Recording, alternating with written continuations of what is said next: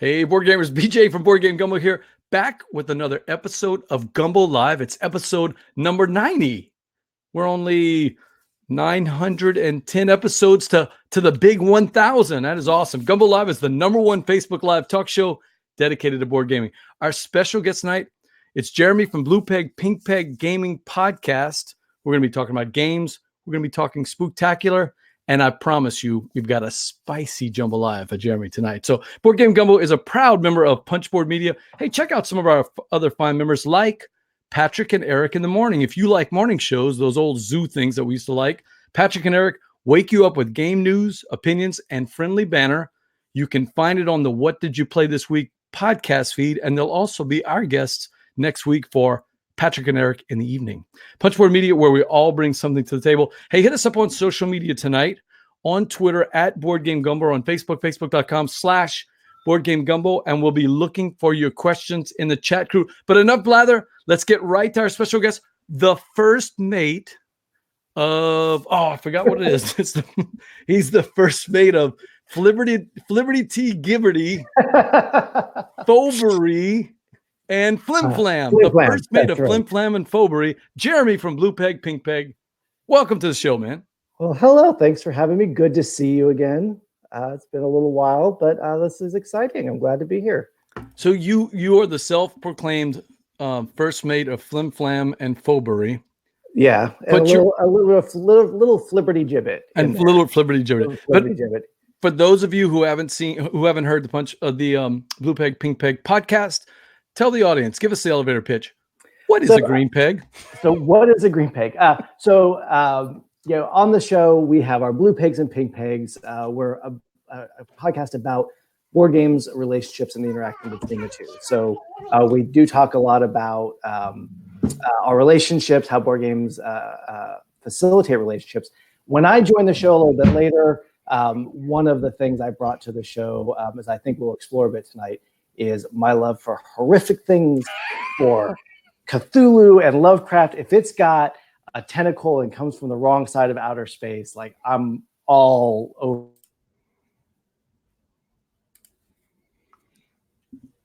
Jeremy, freezing up there. Still in there?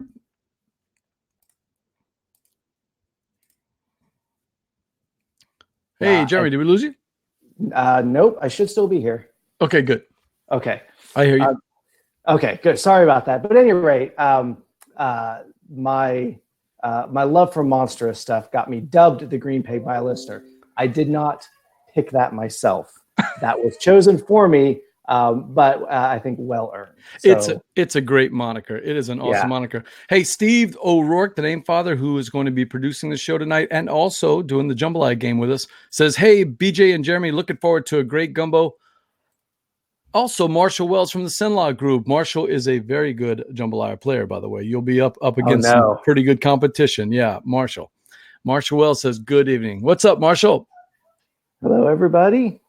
So we were talking before the show about two of the people that I go to when I want to know what's happening with Halloween and board gaming. Chris Kirkman, of course, from Dice Hate Me.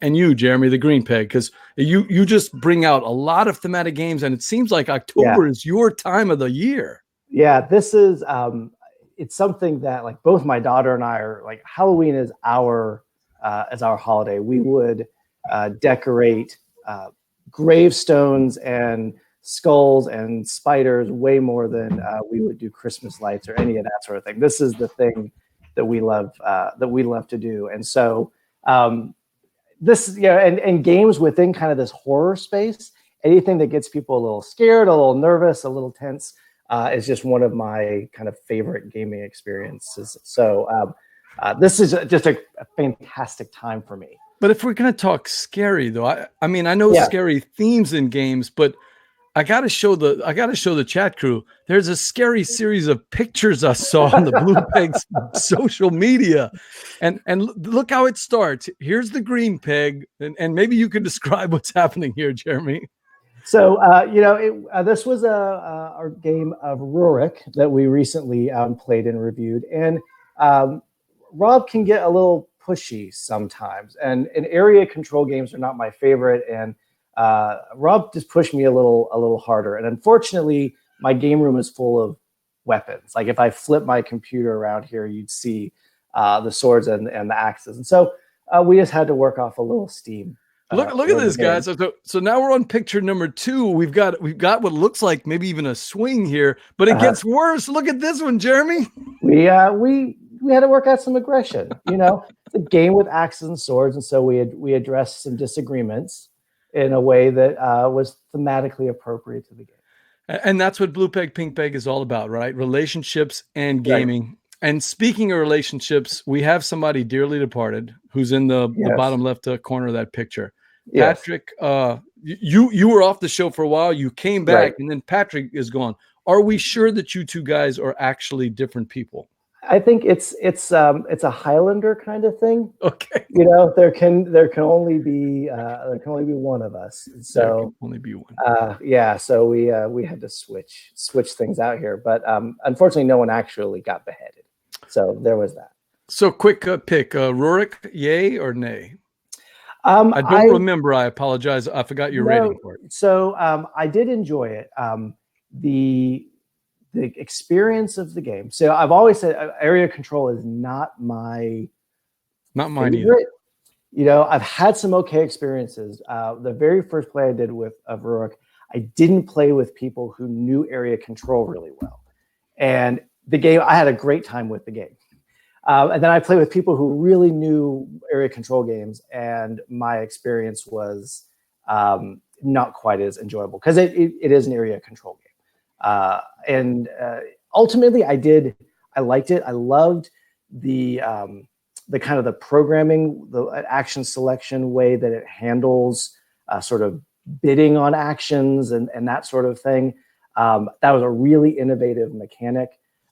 So it's definitely higher on my list because some of that mitigates the area control scoring aspects of it. So it is a good game. It's well done. It's in a genre that's not my favorite. Yeah, it's not my favorite space. I usually play them one and done because I like to find out what they're like, and then I usually never play them again. Like Inish. I played it once.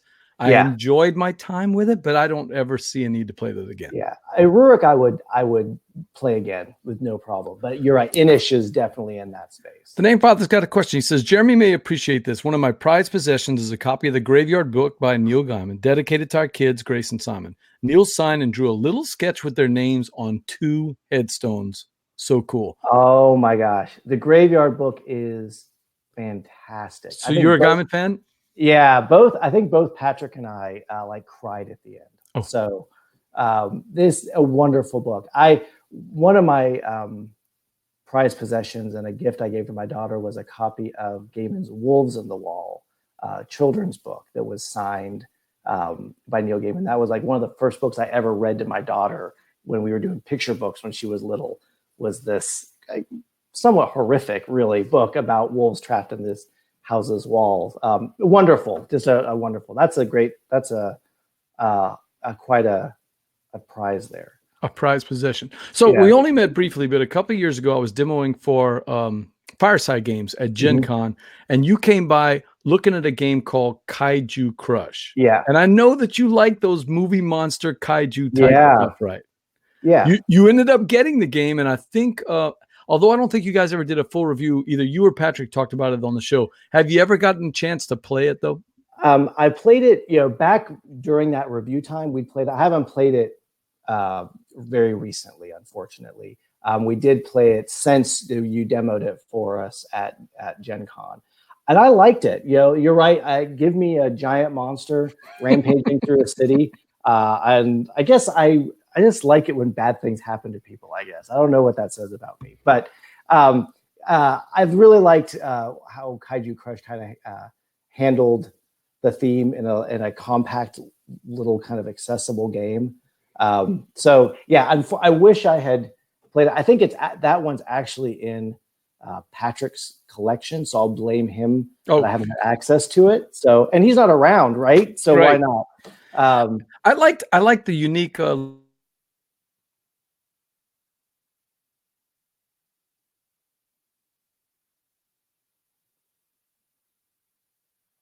Switch out the card with the one in the middle. Remember? Yeah. I thought those two things were pretty cool. And Bruno Faiduti actually came by, saw that Oh, demo when I was demoing it with you guys, and bought a copy because of those wow. two cool. Number one, he did like the theme, but Yeah. because of the twist on the rock paper scissors, and on the fact that grabbing that card, I think he Yeah. bought it because he wanted to maybe think about using it in one of his own games. Yeah. So Well, it's a pretty cool game. The problem with Gen Con is that if you demo the game, 80 times every day for 4 days, oh yeah.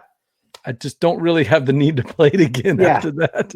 You've got in your anything you need for your lifetime. I understand. Now, I know the Blue Peg, Pink Peg people have done it because I've seen Rob and Christina at conventions. But have you ever demoed for a game company, or if you haven't, is that something you're interested in?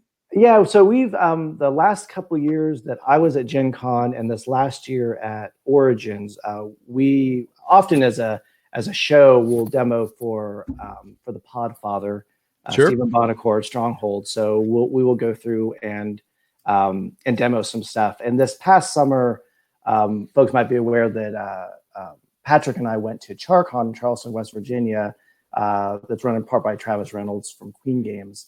And we did some demoing there of a couple of titles for some of their VIP folks.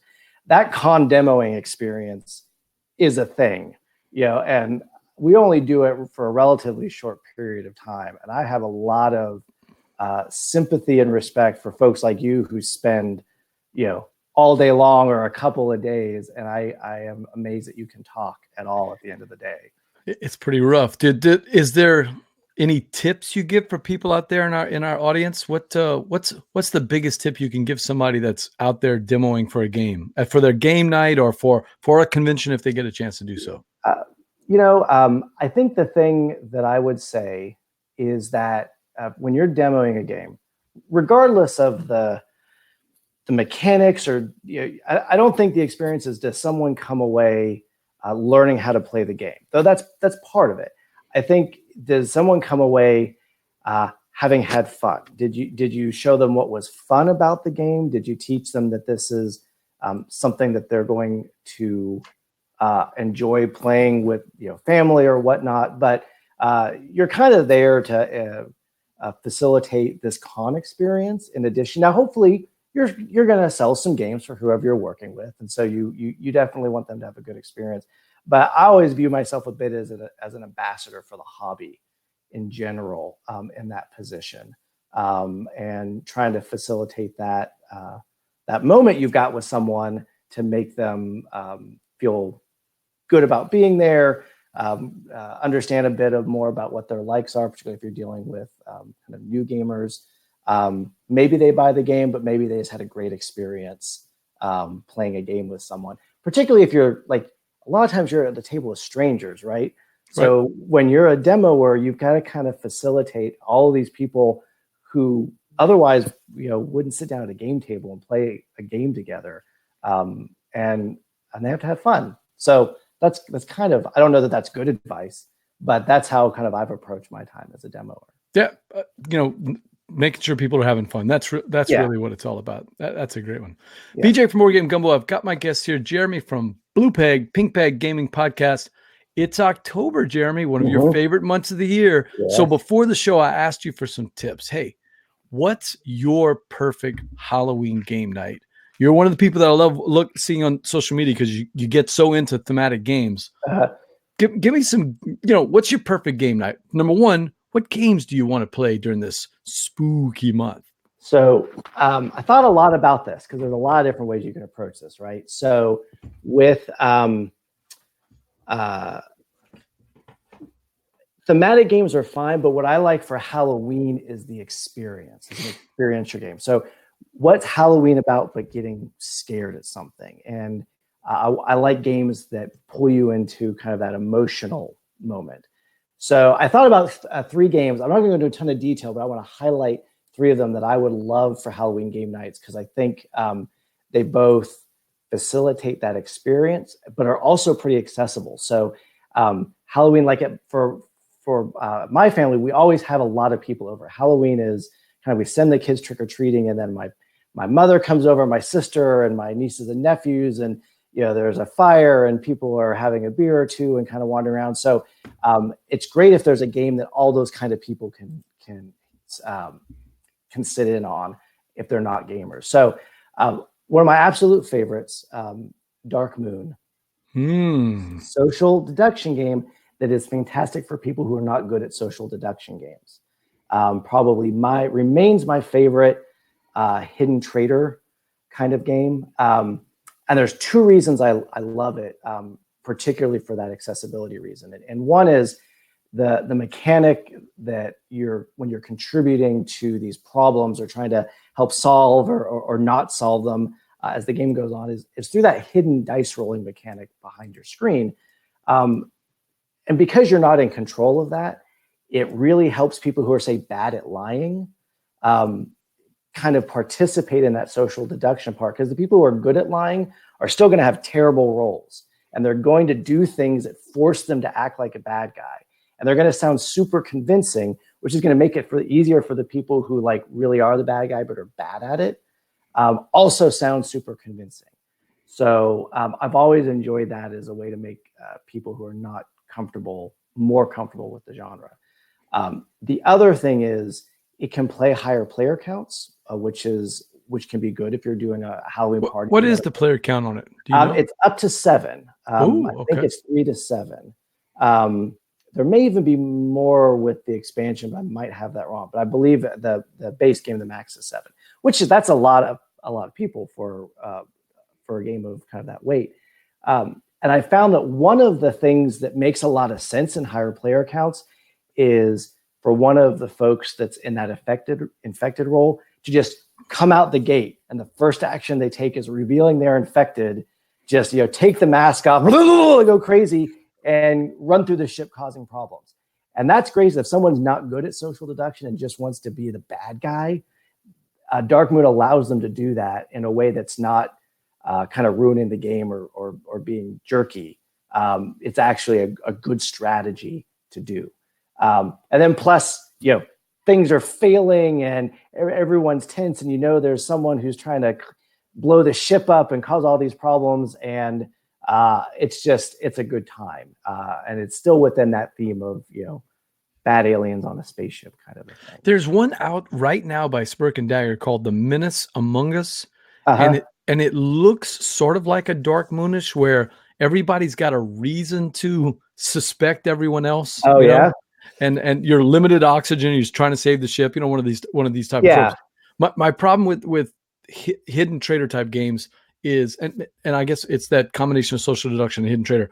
I don't like the point and yell games where you're just trying to poker face people into whether or not I like there to be a reason for it. One of the reasons I like Murder in Hong Kong, Deception Murder in Hong Kong so much is that when you're trying to bluff people because you're the murderer or because you're the witness, there's a reason why you're making these moves and making these things. And so it's not just whether the person has a tell or not, it's how they play the game. That's what I want. I want to feel clever because I figured out your actions. It sounds like Dark Moon gives you that chance to feel clever about what other people are doing. Yeah. And one of the nice things is that in Dark Moon, even if people figure you out, there's still a game that continues going, right? The people become infected. It's like, okay, fine. You now have to, we're not hiding it anymore. We're still yanking the circuit boards and shutting down the ventilation systems. Deal with it. And so it doesn't put the pressure on saying, like, if I'm bad at a poker face, I'm going to ruin the game or I'm going to have a bad experience. Like, you still can play the game. So that's one of the things I've always enjoyed. One of the first people I ever played with was Tara, and Tara is not a social deduction game person, and she had a great time and did a great job as an alien, or as an infected. So yeah, I think that's a good. Now, have you played the bigger version? I know that it's an homage to Battlestar Galactica, like a shorter version of BSG. Have you played BSG at all? I have. I played it. It's been a number of years. I really do enjoy BSG. I think I played Dark Moon more, so I don't know that it's a fair comparison. but I probably like Dark Moon more given the plays I've done. And yeah, I think Dark Moon started as like BSG Express, Right. and it got sure did. reskinned into. And our buddy Steven found it on as a PNP and said, "Man, this should be a real game." And number one, he likes those games, so he's going to like that. I've always wanted to try it. I love BSG, but it's a longer game. Yes, but I like the games where even if you get revealed,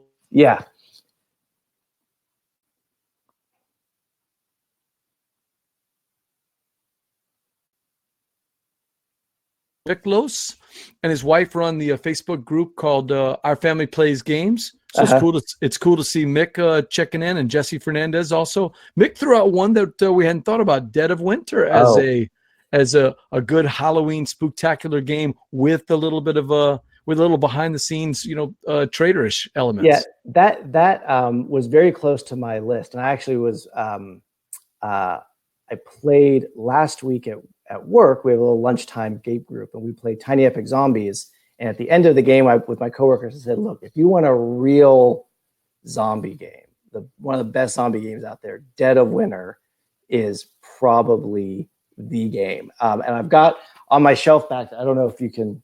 We can see the shelf. There's Dead of Winter, The Long Night, and Warring Colonies are all back there. Oh wow, you're a big fan. I have been. I've only ever played the base game. I'm hoping that when we do RobCon or CabinCon next year, we're going to do the whole Warring Colonies thing and get the whole huge Dead of Winter experience. But that's definitely a great title. Like I said, probably one of my favorite zombie games. All right, the Sinlaw group up there that Marshall's a part of, that they love RPGs also. So what if you're down there in Sinlaw, you're in Central Louisiana, and you're at a con there with them, and they say, "Jeremy, we need the Green Pegs recommendation for a Halloween spooktacular RPG." What are you throwing at them? So I'm going to give you two. I'm going to give you one that requires a game master and one that doesn't. So one of my favorites for Halloween that does require a game master is a game called Dread, which has a fairly basic kind of character creation system, and is specifically a very much a horror game.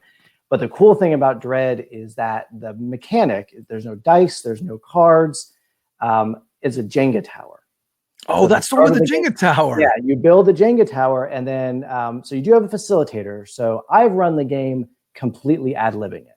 You can, write an adventure and prepare a campaign, but I've had just as much fun just making it up as I go. But it has that Jenga tower, and the whole thing is that when your players want to make a decision that would otherwise require a roll of the dice, you can say either you fail or you pull a Jenga block. And if you pull a Jenga block and you succeed, you do whatever you want. But if the tower falls, you die. That's just it. You die. You're dead. You may later come back as a ghost.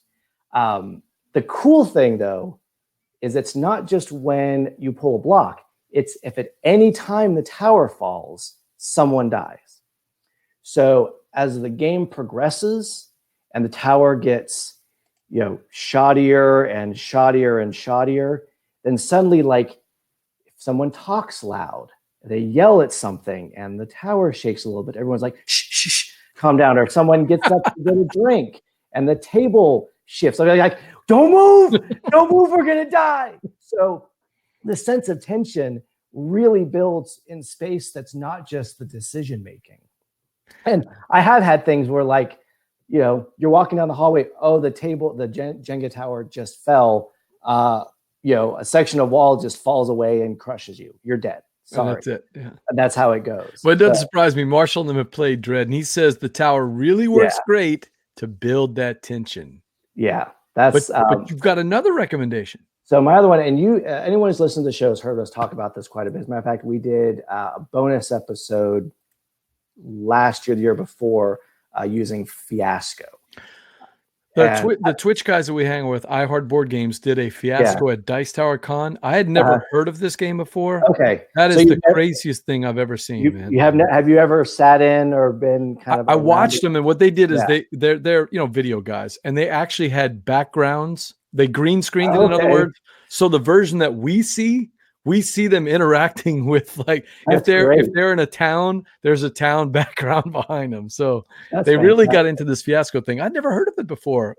Yeah, so I got into it in part because in my RPG world, it got harder and harder to get campaigns going. Sure. Where you can get everyone Thursday nights, a bunch of adults with children and jobs and responsibilities are all going to commit this time to for an ongoing campaign. Do you remember those days, Saturday morning, 8 until 9 o'clock, playing D&D all day? That's long gone, Jeremy. I just reminisce about like showing up at my friend Mike's house like in the afternoon with a bag of Doritos and a 2-liter Mountain Dew and not sleeping for 24 hours and just like fighting dragons or whatever. Those are the salad days. Those were the days, man.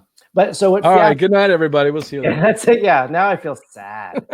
Halloween's not about sadness. No, let's pick it up. Fiasco, yeah. So Fiasco, it is a GM-less game. So it's role playing, but it's really kind of a group storytelling, improv-y sort of thing. And there's a core kind of structure, a core game, but then there's, I don't know, dozens and dozens, if not hundreds of these play sets that you plug into it. And a lot of them are very much spooky horror themed. When we did the bonus episode for Blue Pig, Pink Pig, we did Camp Death. So it was your standard kind of Friday the 13th sort of thing. Yeah, exactly. What else have we done? We did one place I called Home Invasion. That as the game goes on, it turned out we were like, there are lizard people living under this suburban neighborhood. Body snatchers type thing? Okay. Body snatchers. So what's neat about Fiasco, it's called Fiasco because there's a good chance everyone dies in the end.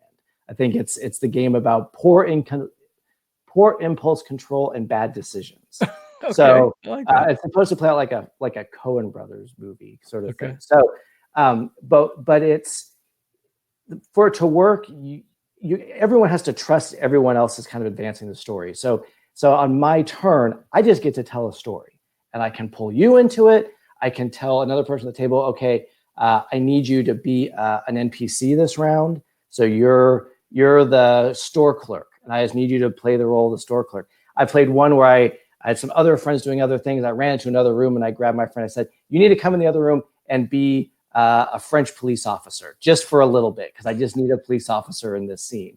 And you kind of play out the scene. And then when you end it, the next person takes over, and they have to work with everything that you've done. But it's a perpetual world. It keeps going. Okay. But it plays, the structure is such that it's supposed to play sort of like a movie. So there's the first half, it builds up, some stuff happens in the middle that's called the tilt. Complications ensue. Yeah, something happens. Its chances are it means that one of you is going to die now, or whatever. And then you play the second half out, and your job is as a group is to try to resolve the story by the end. And then there's some other dice mechanics that takes place, but then there's this epilogue where everyone takes a turn describing how they probably died. And what horrible thing happened to them by the end of the story. So in Camp Death, it's like, I actually don't remember exactly how we resolved it, except we probably all died and one person revealed that they were the murderer the whole time or something like that, and it is, it's a fantastic time. I played one where we were on trapped on a submarine underwater, and I got to play with Isaac Childress. Ooh. And he was like, it turned out he was my twin brother. And at one point I had him tied into a chair, torturing him to get some secrets out of some monster that was in the submarine or something. It was, at any rate, these things arise out of it that are just fantastic. So how is he as an improv guy? He was fun to play with. Okay. He was, he's a fantastic game designer and a great engineer and that sort of thing. It was very funny. He's got a dry sense of humor. I played Dark Tower with him, and he's funny, man. Yes, but he's one of those guys that's got all the little comments. You know what I mean? Like the running commentary. Yeah, I mean, it was a blast. But that's it helps if you've got some background, not necessarily in improv, but just in storytelling games. If you've done Once Upon a Time or Baron One of those Munchausen, things. those kinds of things. That helps. Well, I was watching the iHeart board games thing this summer, and all of us that Z Garcia walks by, like outside the room, and Jesse literally ran up to him, grabbed him, and said, "Hey, we need you to play this scene." And Z just says, "Okay," and it was hilarious because he just had to think on his feet. But he's a theater guy, so he did a really good job of just throwing it in. I'd never heard of Fiasco before, but it looked like a lot of fun. I've never played a game of Fiasco that I didn't have a fantastic time, and the hilarious things didn't happen, no matter who I played with. Marshall says everyone should do themselves a favor and look up that Blue Peg Pink Peg Fiasco episode. Yeah, it was a good time. It was a good time. BJ,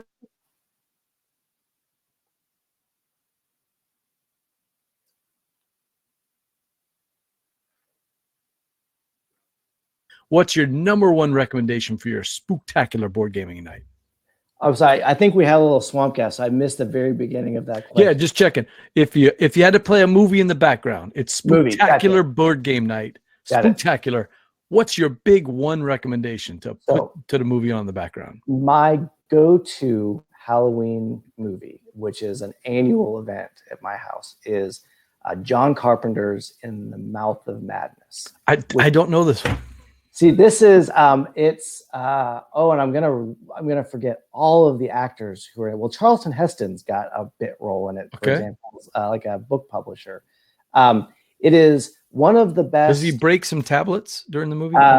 He does. He probably would have been better off had he gone full Heston and broken some stuff and chewed some scenery. But it is one of the best Lovecraft movies I've ever seen without ever acknowledging that it's a Lovecraft movie or mentioning anything about like Lovecraft or Cthulhu. It's got small New England town, creepy old ladies, tentacle monsters, weird churches, evil books. It's basically Cthulhu. It's got all of that stuff in it. And it's a John Carpenter movie. So it's fantastic. If you have not seen In the Mouth of Madness, I don't know how easy it is to find. I have a DVD copy. I'm sure it's out there somewhere. But you should do yourself a favor and check this movie out. BJ from Board Game Gumbo. I've got my guest here, Jeremy from Blue Peg, Pink Peg. We're talking spicy games for a spooktacular Halloween night. And one of the games I got to play recently, and I found out I think you've played it because I heard it on the podcast. You played Horrified from Ravensburger. Yes. What'd you think? Wonderful. We enjoyed it. I had been kind of turned off from cooperative games recently. And this made me enjoy that cooperative game experience. I'm always, and this isn't fair to say this now, but I'm always a little skeptical of any kind of IP based game for good reason. Yeah, but more and more, I think companies and designers are doing good and interesting things and really approaching some IP and a gamerly. Yeah, there we go. Sam Neill. That's the name I was forgetting for Mouth of Madness. Is that Sam's character's name or another actor? That's the actor. So he was in Jurassic Park, the scientist. Well, Sam Neill, I know. Yeah, but what is Jürgen Prochnow? Yeah, he was one. He plays the bad guy author, who's sort of the H.P. Lovecraft analog in the game. Sorry. Anyways, yes. So great. Thank you for the reminders. So go see In the Mouth of Madness. But back to Horrified. Back to Horrified. They did a great job with it. We had a fantastic time playing. We played back to back, which is unusual. I did the same thing. Yeah. I wanted to see all the monsters, so we played back to back with different combinations of monsters. And I think that's one of the things that makes this game interesting is the fact that you can have experience. You can, like when we played, for example, we played the first 3 monsters, then we played another game with different monsters, but you could just probably play 2 or 3 games back to back and just randomly mix the monsters together and have a sufficiently different experience with each of those plays. And of course, the player powers for the characters are all different. And so when you kind of mix those along with the monster variability, I was impressed. I was definitely impressed with what Ravensburger had done. So a bunch of people have been talking about it this month, and a lot of podcasters have said it's pandemic, blah, blah, blah. And that's exactly how it was described to me when Carlos brought it to the game night. But I would tell you, it's pandemic only in the aspect that, to me, it's cooperative and it's us against the world. But other than that, the three monsters themselves, because of the mechanics of each one of them, and because of what you do on the board, you know, there's no virus that's splitting and moving around on everything else. In other words, it's almost like saying Dominion and Thunderstone are the same game, right? You know, just because they share the deck building mechanic. Yes, they share this cooperative. The world is about to go, you know, in, and we have to do stuff to keep it out. But other than that, I guess it did feel like pandemic, but almost every cooperative game does, you know, from that aspect. Yeah, I would disagree with that. The comparison, other than if you're simply looking for a shortcut to say this is a game where you work together and you're fighting the game. It just didn't feel like pandemic to me. No, pandemic. Often, in my experience, I just feel like overwhelmed and desperate and hopeless, right? Which is maybe appropriate for a Halloween game. Horrified, I felt like it was a mounting tension. Like we still had a chance, and we did tend to win, but it was at the last possible minute where everything was, you know, it's going to go right or it's going to go wrong right now, and we would pull something out, which was very satisfying and a lot friendlier in that regard. We lost our first one. Oh yeah. And then the second one we did win. And again, it was close at the end, but that Invisible Man is tougher than he looks. You know, you wouldn't think the Invisible Man would be that hard to bring down, but he was pretty tough on us. Yeah. Might have been just the way things worked out, but yeah, I thought the Invisible Man was pretty tough. I thought the Dracula was very tough with all the crypts. Yeah. Yeah. The one I had the hardest time with was the mummy and the puzzle on his board, only because everyone at the table suddenly got involved, like yelling, "No, move that one! No, you gotta move!" Like, and I was stressed. I was like, "I can't. You just do it. I can't do the puzzle." That is not my forte. So I looked at Carlos and I said, "Guess what, Carlos? You're on, man, because I'm not messing with this puzzle." Yeah, but it was great, and again, it's accessible. You know, I think it's something that anyone can step into and look. These guys, Prospero Hall, are knocking it out of the park. Now, yes, as we have said, I'll officially say it on the Gumbo. None of them are 6 out of 6s. You know, none of the games we played from Prospero Hall are 6 out of 6s. Yeah, I don't necessarily think that's what they're going for, because to get to a 6 out of 6 for us as gamers, it's going to require something that maybe they're not going to bring out. But I have enjoyed, not everyone, but almost everyone. Jaws and Horrified are games I would bring out and play with anybody, from my regular game group to my family. And yes, Jaws feels like your typical one versus many game, and Horrified is a take on the pandemic mechanic, but they're thematic and you really feel like you're involved in it, you know? Yeah. Jaws, I have not played. I am eager to play that one. Yeah, I've heard that. It's really good. And the idea of flipping the board, you know, as you get to that final phase of the game, both, you know, it's in line with the movie, but also just is an interesting. You know what I want to forget? I want to forget that they're blue cubes, red cubes, and yellow cubes that you're moving around the board. Yeah. With Jaws, I promise you do not feel like you're playing an abstract or anything like that. You feel like you're playing them. You might not necessarily feel like you're, you know, Roy. You may not necessarily feel like, you know, but you're gonna anyway, because who can play Jaws without throwing out all the famous? Yeah. We're gonna need a bigger boat. I mean, you're gonna do that a million times. There's gonna be bigger boat jokes. Oh yeah, the whole they're competing to who can make the worst one. So maybe you don't actually feel like the actual characters, but is it cinematic like the movie? Absolutely, man, absolutely. I got to give it to these guys at Prospero Hall. They are just knocking it out. Stephanie Straw was demoing a lot of the, bringing a lot of the stuff at Gen Con for us, and we got to do the Funko with them, which was fun also. Yeah. But I'll tell you, Jaws and Horrified, I'm impressed with them. Well, you sold me on I got to redouble my efforts to get Jaws to the table then, because I was excited when it came out, and I kind of haven't revisited, but I'm curious to hear what you have to say. Yeah. I'd like to say I like those kind of games, but Jaws is one I would play again and again. And that is Horrified from Ravensburger. BJ from Board Game Gumbo. I've got my guest here, Jeremy from Blue Peg, Pink Peg Podcast. I want to talk about one more spicy game, a game that you guys talked about on the podcast this week. Vast, the Mysterious Manor. Now, Yes. I got to play the original, whatever the I don't know if you want to call it the original version, because the way you described it on the podcast, it sounds like different games. But Vast seems to change things from. Why am I drawing a blank? It's not Root. What's the So other there game? was Vast the Crystal Cavern. Vast the Crystal Caverns, yeah. Right. I just couldn't remember, but played Vast the Crystal Caverns 2 or 3 times, played the different characters.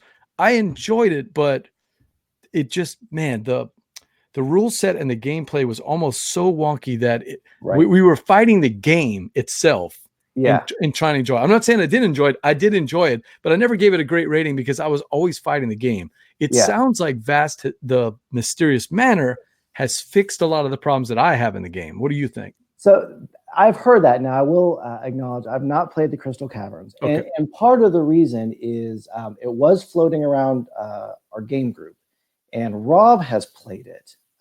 He played it at a RobCon a number of years ago, and I think a couple of times. And his criticisms were very much like what you just described. And I'm probably going to go off base because I'm speaking out of ignorance. But one of the things that I've heard about the Crystal Caverns is the way the board actually works. You know, there's one of the roles is to play the caverns. Sure. And I understand that. However, the mechanics of that work, a number of folks didn't enjoy interacting with the board in that way.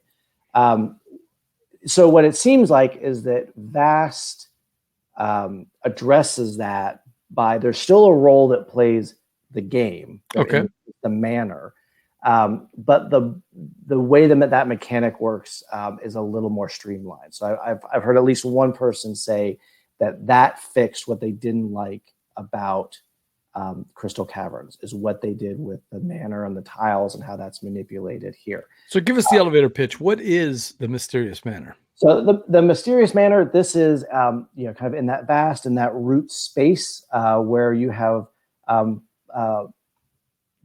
in this case up to 5 different roles where you have characters interacting with this manor. And the manor, the basic thing that's happening in the game is you have figures that are moving around the board, flipping tiles over, opening up spaces in the way that you might expect any other kind of exploration game, right? You move into a tile, you flip the tile over, it's got some entrances on it, you draw tiles, you put them around the entrances, you explore. That's the basic thing of the game.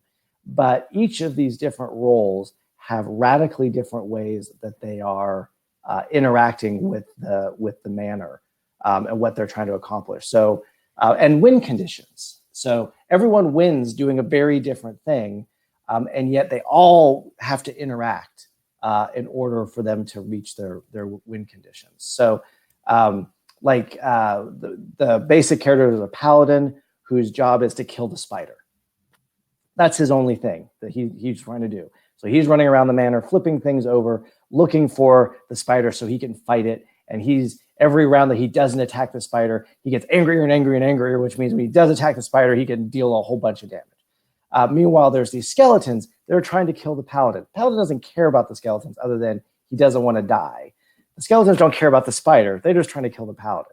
And they have, they're undead. So you kill one, another one, it comes back immediately another place on the board, and they're kind of swarming through the manor, trying to attack that paladin. The spider, it's shape changing, and you got a giant spider form and a bunch of baby spider forms and a sorcerer form that's doing magic. The manor, meanwhile, is trying to curse rooms, and it's switching tiles and moving them all around. And you have this guy, the warlock, who's just doing a whole different weird sort of thing. So it would take me forever to explain how those roles work, but they all win differently. But they all need, I wouldn't say it's cooperative, but for example, the paladin needs to do his thing. He needs to move through the manor and add tiles to the game and flip them over for some of the other roles to do what they need to do. right? So all the roles have this really interesting interaction. I have had, like, for someone who did not like Root, which some, if you played Root and hear me describing this, there's similar things. Did not enjoy my play of Root so much. I love this game, which makes me think I need to revisit Root. Yeah, I played Root 6 times. Only one character though. I always played the Yeah. Eerie. Yeah, and that's when the couple of plays that I've had with Manor, I have switched roles just because I'd like to master this role, but I really want to see how this other guy does his thing. Hey, Christian, I got Jeremy here, and we're talking Vast, but the second edition, the Mysterious Manor. Yeah. So, and that's that just went on sale this past week, I believe. So it's brand spanking new. Kickstarter fulfillment. Yeah, mm-hmm. I'd like to try it. I played the other version of the Crystal Caverns a couple of times, and I think I played it 3 times, and I played different characters every time. I liked it better with Root. I'm the kind of guy, I'd rather play the same character over and over. I don't necessarily need to explore all the different ones. I want to get to know all of these a little bit better. Yeah, and frankly, now that I've done a couple of games of Vast under my belt, I want to go back to the Warlock, which is the very first role I played, and I just want to do that. Because after a couple plays, I was thinking, I think I know what I need to do with this guy now, and I see what other people are trying to do, and now I want to try this again. All right, if anybody's out there and going to BGG Con, we need to set up a game because I'd like to try that second one, Vast. Yeah. I'll tell you that it's funny. I usually normally like the swords and sorcery type of stuff better, but this theme. I like what they did with this mysterious manor theme. I like that. I've heard that one of the things people enjoy about it is it's a little bit more whimsical. Yeah. Like the skeletons you see there, all their names are like stabby, casty, punchy. It's like the 7 dwarves of the undead. And so they've approached it with a much more humorous kind of way, certainly than Root, although Root is got an amazing theme and fantastic art.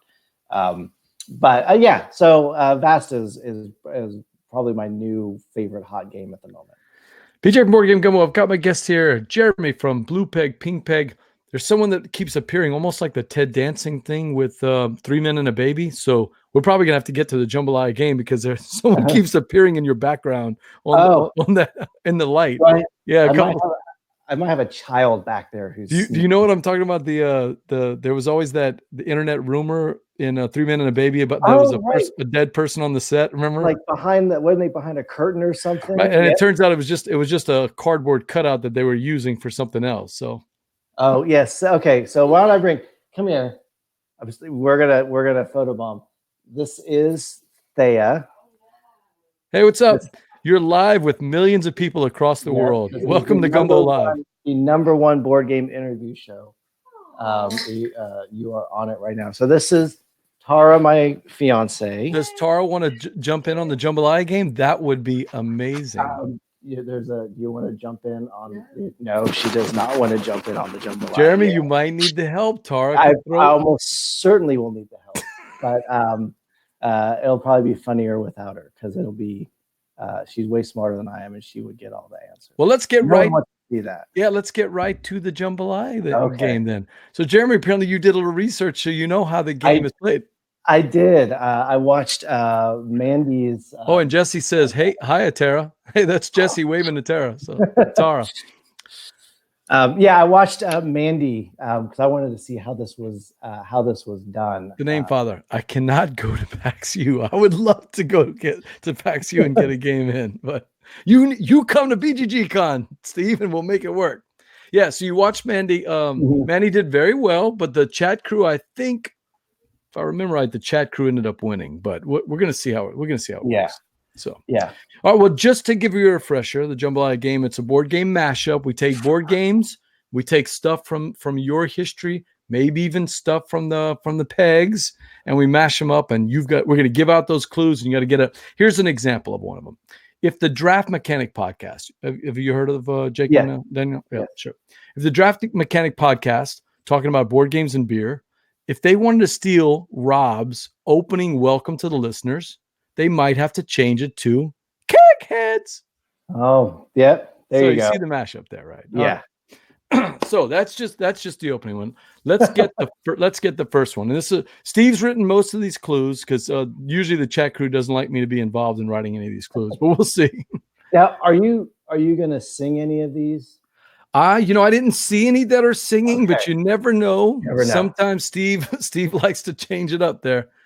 Yeah, if you ever get a chance, go back and see Rob and Christina's because we had a good time with that one. There was a lot of Patrick references in there. Yes. Oh, I can imagine. Yeah, and in fact, Steve, throw up that one that we did. One of our favorite jambalayas of all time was one about if you had to do a bag building game involving Patrick, what would it be called? I can't remember the exact clue. And it was called Adore Leons. Yes. Yeah. So anyway, but Steve did a good job of it. Steve says no songs this time. Okay, number one. You ready, Jeremy? As ready as I'll ever be. All right. So number one. When you want a good pastrami sandwich or a corned beef on rye, the forest critters, they know where to go. They'll tell you where to go, Jeremy. What game would that be? Okay, so we've got Forest critters. Forest critters. Not an old game, a game everybody talks about over the last year. So we're not trying to fool you or anything like that. When you Ever Delicatessen? Ever Delicatessen, right off the bat, Steve.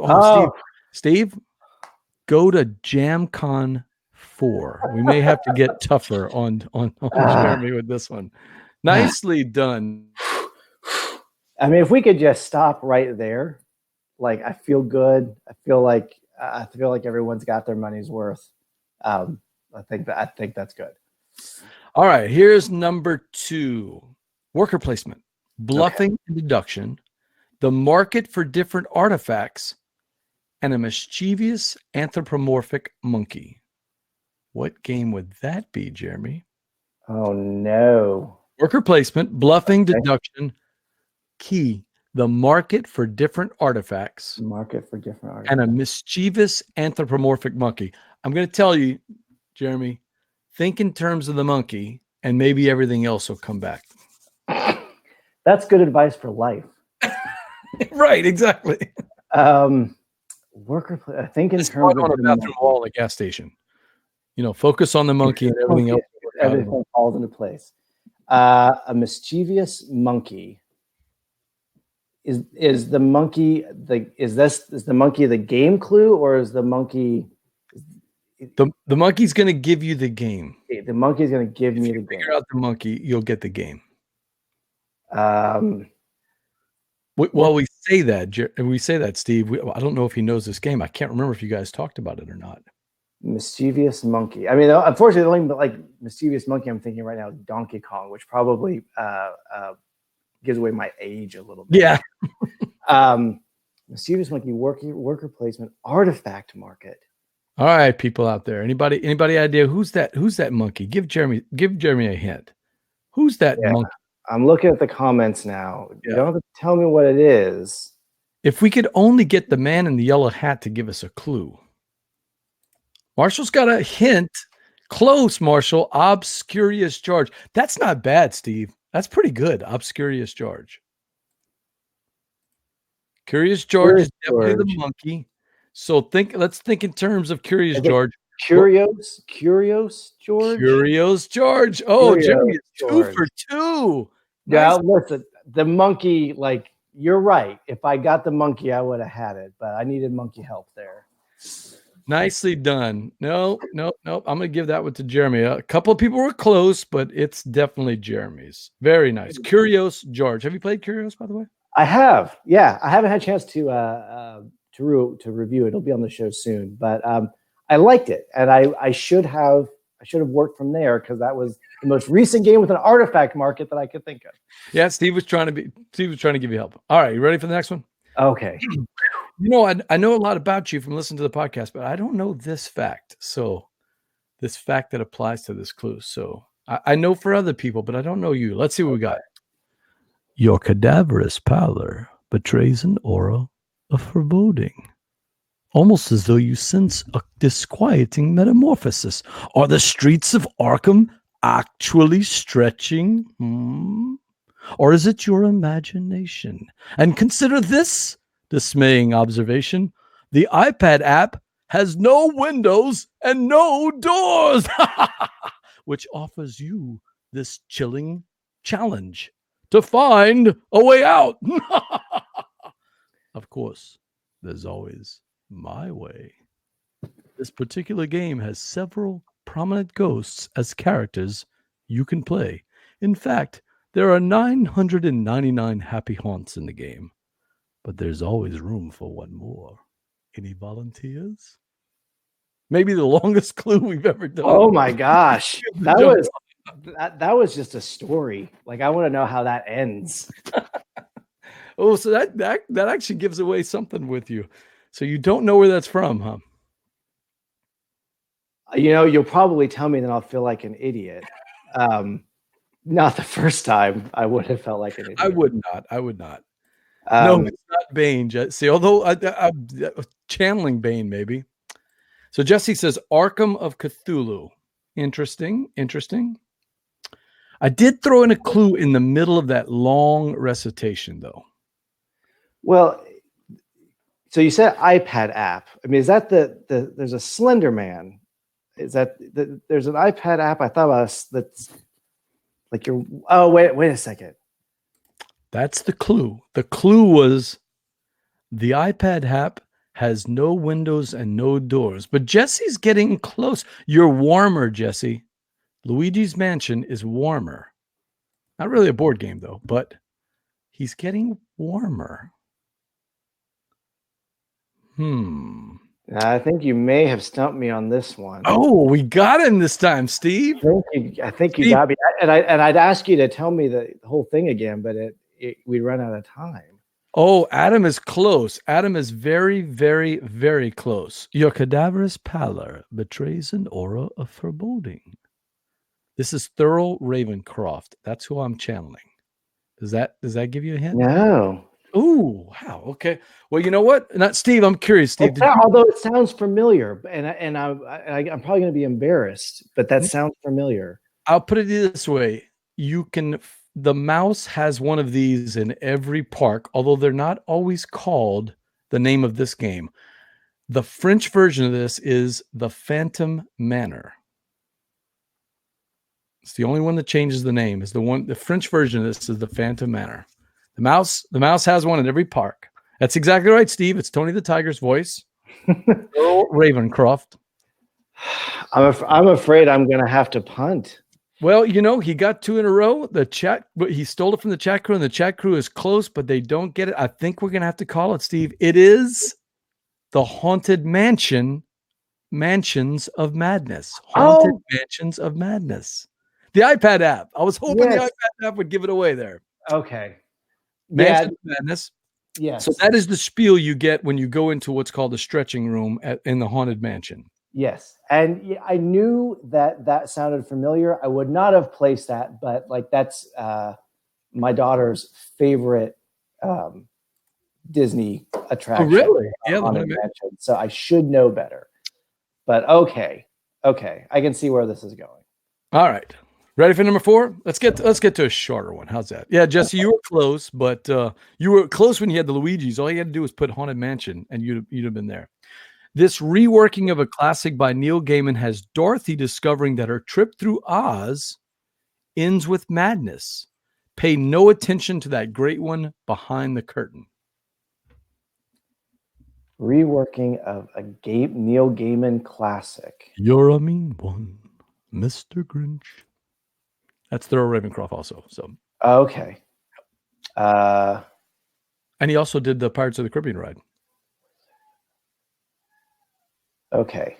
Gaiman classic with Dorothy. Trying to throw Jeremy off. This reworking of a classic by Neil Gaiman has Dorothy discovering that her trip through Oz ends with madness. Pay no attention to that great old one behind the curtain. Okay, so clearly we got a Wizard of Oz thing going on here. Yeah, now, Steve, that's a little unfair because the game itself, I mean, there's if I remember right, I haven't read this story, but there's a central character you're leaving out, Steve. Oh, he's so mean. He's just so twisted. He's leaving out a central character. So, is it Study of Emerald Brick Road? Well, Emerald. No. Emerald City. It's Study in Emerald City. Yeah, it's not Emerald Brick Road. It's like shouldn't he have included a Sherlock Holmes reference in there? Yeah, somewhere? Steve. Yeah, it took me. Okay. Good job, though, Jeremy. Okay. Oh, this is exhausting. Good job. Good job, Jeremy. All right, you ready for the next one? Oh, sure. This is going to be an easy one for you. Okay. You and I are both children of the 80s, right? Mhm. So this is one we should get. A dice rolling storytelling game that has the feel of the Redwall books, mashed up with an early career Julia Roberts movie. One of Julia's very first movies. That would be Mice and Mystics Pizza. Mice and Mystics Pizza. Right? Who hasn't seen Mystic Pizza, right? Come on. I'm going to tell you, I've not seen it. Oh, I know that. I mean, I know it by reputation, and I know enough, but I've not seen the movie. Too busy watching In the Mouth of Madness. Yeah, true. Mystic Pizza. Let's stay on that Cthulhu. Let's get back to the Cthulhu theme, though. Okay. If this Cthulhu dice chucker included a piranha pig, Okay. What would we call it? Cthulhu dice chucker that included a piranha pig. A Cthulhu dice chucker. Are we talking Elder Sign? Is that the dice chucker we're talking here? I mean, you may not be able to tell me that. He's just throwing out the clues there, chat crew. Your chance to steal. That's right. I'm competing with these folks. Your chance to steal. Chris Strain was trying to get in, but he kept changing Emerald City to Druid City. The cat's trying to help me. If the piranha pig.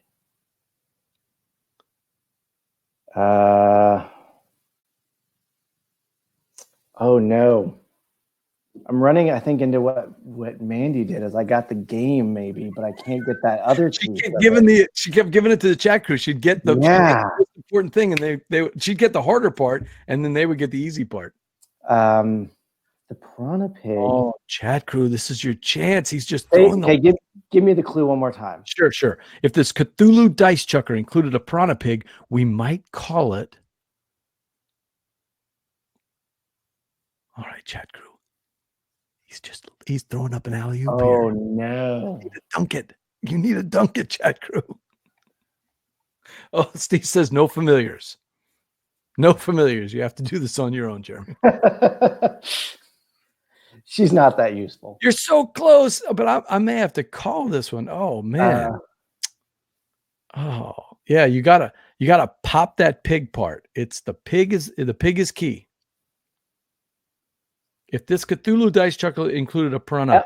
Elder Swine. Elder Swine. Very good. Nicely done.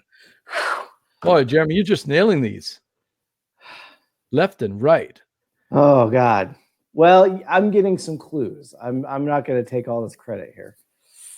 All right. Let me see what we got here. Okay, you ready for this one? Here we go. Oh, we're going to go to this one here.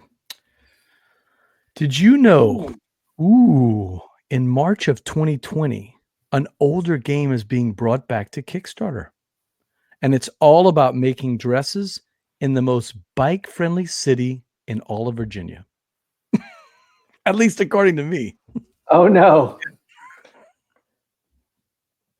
Oh, God. March of 2020. Okay. Oh, Chris, you don't listen to Blue Peg, Pink Peg, the Piranha Pig. Well, I should have popped the pig. That would have helped you out, Chris, I think. Oh, Chris, there's a story. Yeah, Chris, this is a question that would take another show. Why is the pig a piranha? Yeah. If you ever see Christina at a con, ask her why it's a piranha pig. Okay. So all right, Jeremy. In March of 2020, an older game is being brought back on Kickstarter. It's all about making dresses in the most bike-friendly city in all of Virginia, according to BJ's stat book. I think I know the game. I'm learning my lesson not to say the game out loud. But that's hard because sometimes you gotta like argue with yourself and say the things to make the sounds. He's figured it out. If you talk out loud, they steal it from you. Yeah, but and Mandy kept doing that. She kept going blah blah blah blah blah, and they would go sneak it right under her. According to you, the most bike-friendly city in Virginia. Well, I don't know very many cities. Yeah. Which you might say is my city. Right. It's probably your city. Probably my city. So we've got Roanoke in there. I don't know how the game mashes. The game, I would say the game's, you're thinking a Pret-a-Porter, right? And that's where you went on a different trail. Oh, so it's a different game. Okay. I would be confused if I had done that with you also, Pret-a-Porter. That would be okay. Pret-a-Porter. So you may have exhausted my knowledge of clothes-based board gaming. I don't know that one, but I don't know what that one is, Adam. But we're gonna call this one. I don't think anybody's got it. I thought that the Roanoke thing would give it to you, so it's Roanoke. Oh, see, if I'd said the game out loud and knew it was wrong when I thought it, I would have had so much more time to get that.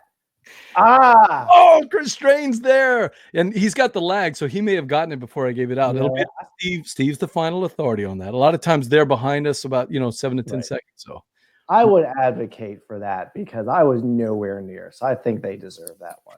Chris, nicely done. Christian Strain. By the way, Asking for Troubles. Have you played Asking for Troubles? Oh, that's Chris Strain's game. Oh, okay. Good chance. Great. We'll have to take a look at that one. Great little game. All right. Where does I don't know if you know this term, but the friendly Shoggoth? Is that a term to you? Is that anything? I mean, I know Shoggoth. Okay. So you know Shoggoth. Good. I know Shoggoth. Yeah. Where does friendly Shoggoth is a character that Alex Goldsmith does on the Dukes of Dice. So okay. Where does the friendly Shoggoth go if he wants to shop for women's yoga wear? Where does he go, Jeremy? Where's that store over there in Roanoke, Virginia? Oh no. Cthulhu Lemon. Oh wow, he busted it right away. Cthulhu Lemon. Rather proud of that one. I don't know that that speaks highly for my immediately I knew what Lululemon was. I'm in a house full of women. I guess that's a good answer. All right. This one is going to be very insider baseball, chat crew. So if you guys get this, you're better than me. But let's see. Next time the Green Peg drives to Reading, Pennsylvania, you should download all of the episodes of Paula Deming's brand new podcast that she's doing with her new co-host, Adam Poots.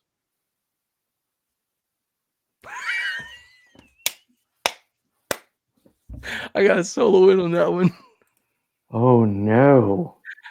Because Jeremy's thinking, oh, he heard the podcast. I know what this one is. And then he throws in like I was ready for you to throw a twist at the end there, but all right, chat crew. Let's see. Next time the Green Peg drives to Reading, Pennsylvania, you should download all of this is so insider baseball. You should download all of the episodes of Paula Deming's brand new podcast with co-host Adam Poots. Chat crew might help you out. They might help you out there. Who is Adam? Do you know Adam Poots? I don't. Okay, Adam, somebody help him out there. Who's Adam Poots, guys? Yeah, I'm gonna need to call in a favor or something here. All right, so Jesse says he's clueless on that. Okay, so Adam Poots has designed a lifestyle game that's very expensive and has very long lines at Gen Con. Very long lines at Gen Con. Oh, but if you listen to the rest of the thing, you're gonna get it. So forget the Adam Poots thing. Go back to the rest of the clue. You know the rest of the clue. Right. So is it Kingdom Death by Monsters? Kingdom Death by Monsters. Okay. See, and for those of you who know Blue Peg, Pink Peg, you know I hate that game. I hate that game with a passion. Which no offense to Adam Poots, because Rob loves that game. Rob loves that passion. So it's probably a mark of pride that I don't know who Adam Poots is. I think you're a little late. I think Marshall ended up getting it. We're gonna let Steve check on it. But I knew you liked the podcast Death by Monsters. Yeah. So I figured this would be one you would get. And Rob hates. Yeah. Rob loves that game. So Yes. I think he's giving it to Jeremy. So apparently you stole it right underneath Marshall's nose. I'm sorry. I don't know that I deserve that. I got a little too much help. Now here's one that I wrote that Steve and I got into a little disagreement about, but I think you're going to get it. I think you're going to get this one. Okay. Yeah, it's a lot of pressure, man. Hey, Jeremy. Did you hear that Alan Moon designed a new spin-off game based on removing old railroad track and converting it to transportations that millennials will love?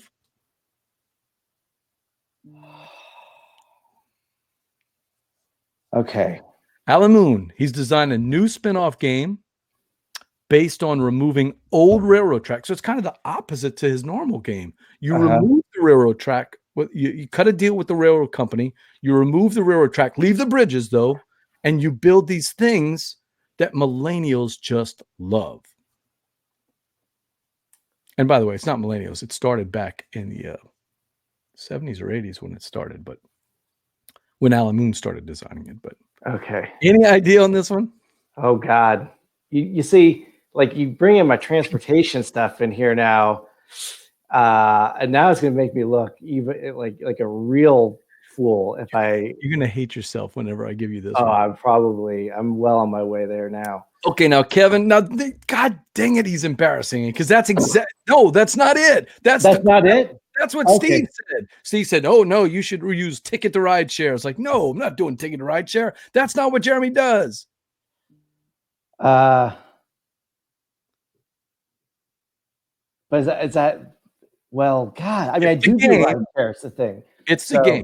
Okay, so here's the clues. So obviously I was too obtuse with it. The two clues are: it is the game Ticket to Ride, and he has made a spin-off on Ticket to Ride.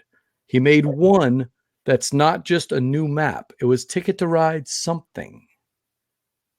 Came out. Ticket to Ride. Oh.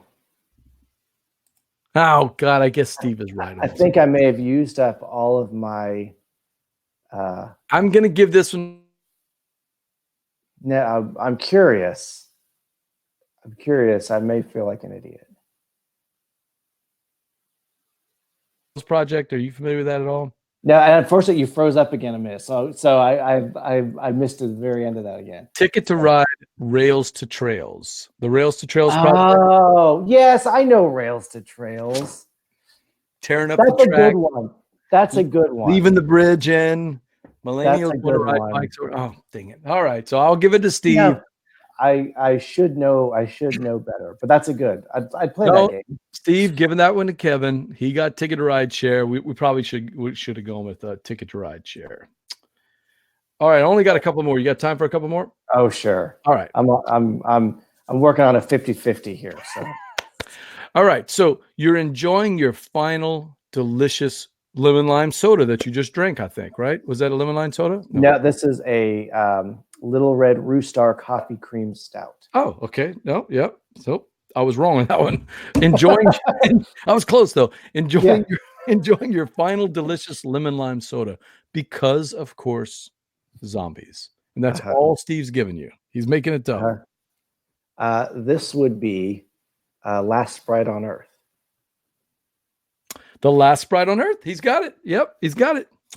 I had one earlier, and I forgot to write it down. So I want to finish up with this one here. Let me see if I can find it. Where's that one I had there? Oh, here we go. All right, so ready? Okay. All right, let's finish this one up with our last. I think this is the last one. Yep, this is the last. Okay, here we go. I'm ready for the last one. I didn't write it down, so I'm gonna have to kind of recreate it. Let's see. Sorry about that. All right, so Patrick is no longer on the show, right?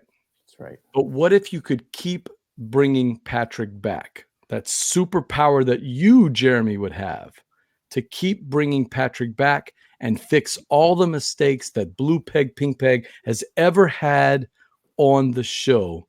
What would you call that game? The game is all about constantly going back and fixing all the mistakes that you've ever made in the Blue Peg, Pink Peg podcast. What would we call that game? I'm bringing out the hard one. Yeah. And it's insider baseball. There's no way the chat crew is going to get it unless you listen to the show. But I will tell you this. Here's the clue. You can play this game at any convention anytime you see Jeremy, and he may or may not appreciate it.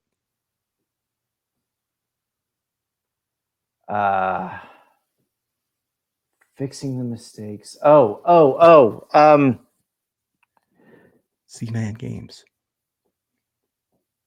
You close? Okay. So I know. So we got the game. Oh, he's got the game. Patrick.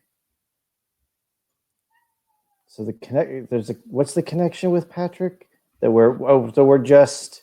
Yeah, Patrick's just a red herring. That's a red herring. Fixing the mistakes over and over and over again, right? Right. Is the game time stories? Or am I off? No? Am I wrong on the game? Oh, okay. Well, that's... So Anachrony's not it. It's not time stories, but it is another game where you're constantly trying to fix the mistakes that you've made before. Z-Man. In fact, it was before Time Stories, if I remember right. Published by Z-Man. I think it's got an anime theme. Or anime artwork. Oh my gosh, Patrick reviewed this one. He did. Marshall's got the game. Now you know the chat crew's not going to get it. That's right. So what? He's got the game, but what's the mashup? The mashup. Not Anachrony, the time stories. Nope. What would Jeremy be not necessarily excited about?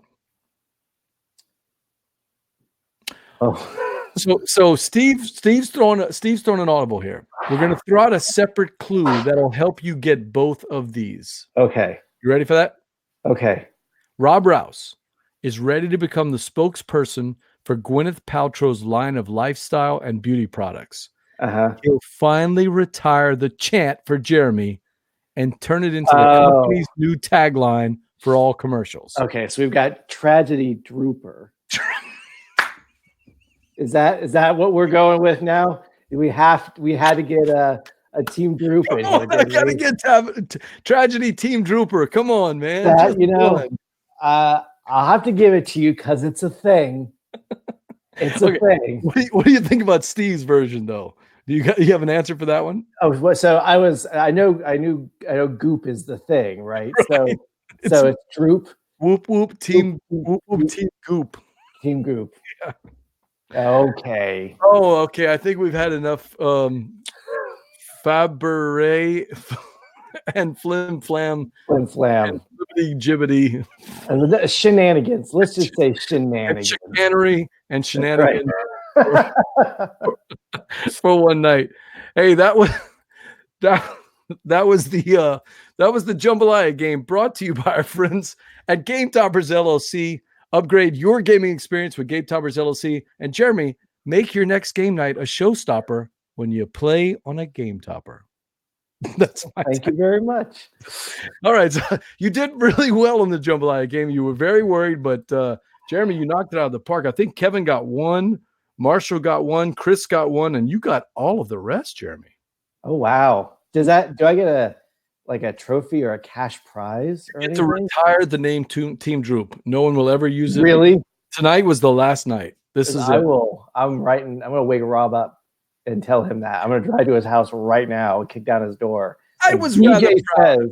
Right. Tragedy Team Trooper. Come on. That was good. I have to give it. I would, if it wasn't for the crew, though, I would not have got Tragedy Trooper. I knew the game, but I could not remember the title. So yeah. So that was good. Between me and Steve, we had the clues next. So Jeremy, tell the chat crew what's next. What cons are you going to? And I think you have you made an announcement on the show that's coming up pretty soon. Some new plans for you. Yeah. So con wise, we will be at Origins, is I think the next con that I or any of the other pegs will be at. We are planning our RobCon, our annual cabin con, for February. So not public, but one of the best times of the year when we get to get everyone together and go to a cabin in the woods and hang out and play board games. The cabin in the woods? Yeah. It's, and we're moving it deeper into winter. So now we're starting to get into like Yeti possibilities here. So we did have AJ disappear one year, and we thought that something had eaten him. Directed Cabin in the Woods. That was J.J. Abrams? No, that was the Joss Whedon. Joss Whedon. Yeah. Yeah. Well, if Joss pops up in your driveway, run. Yeah, exactly. So be it origins. So the other big news, you saw my lovely fiance, who just recently became my fiance. So congratulations. Tara and I got engaged this past summer, and we have our wedding planned for January. So coming up soon, and we actually right here in the game room. Yeah, we went to this big home renovation last year when Tara and I combined households. We brought the kids together, and so we have no money to go anywhere, but we invested in this house, and so we're gonna have friends over and have a kind of a big party in the ceremony here. And you guys will be the first to hear, other than Patrick, that we have actually asked Patrick to officiate the wedding. So Patrick will actually be the one who makes it all legal. And I'm assuming he'll live stream it for the pegs. So yeah, probably. You can have Christina. Christina will be up there with the selfie stick at really unattractive angles on Facebook Live. So look for that in January. So that's busy. RobCon, getting married, lots of busy times for doing. Hey, as you probably can tell, Steve and I are big fans of Blue Peg, Pink Peg. It was awesome having you on the show. It really was. I mean, we don't miss an episode. So yeah, thank you very much. This was a great time. I think I worked myself a little up for the Jambalaya games, which probably was why I had the energy to pull it off. So, but it's been a pleasure having you, and we really appreciate you and everyone else who's around, who listens to it. If you guys haven't listened to it, Blue Peg, Pink Peg Gaming Podcast, they've got a new website that you guys are working on. They do bi-weekly episodes, reviews, news, and it's just friendly banter between everybody. So Jesse, I know you had never heard of the show before. Hopefully you'll check out the podcast and listen to Jeremy, Christina, and Rob, and the Metal Peg or whoever else is going to be popping in until you guys. We just let anyone come in and sit around and talk about board games with us. It's fine. All right, board games. That's it for another episode of Gumbo Live. I want to thank my guest Jeremy from Blue Peg, Pink Peg. Hey, how can they reach you if they want to get in touch with you?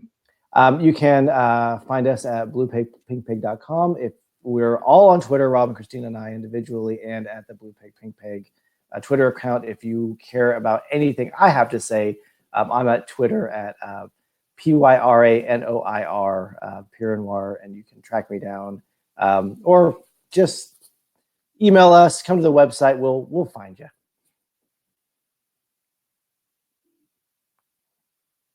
you. All about the Twitter handle. That was pretty cool.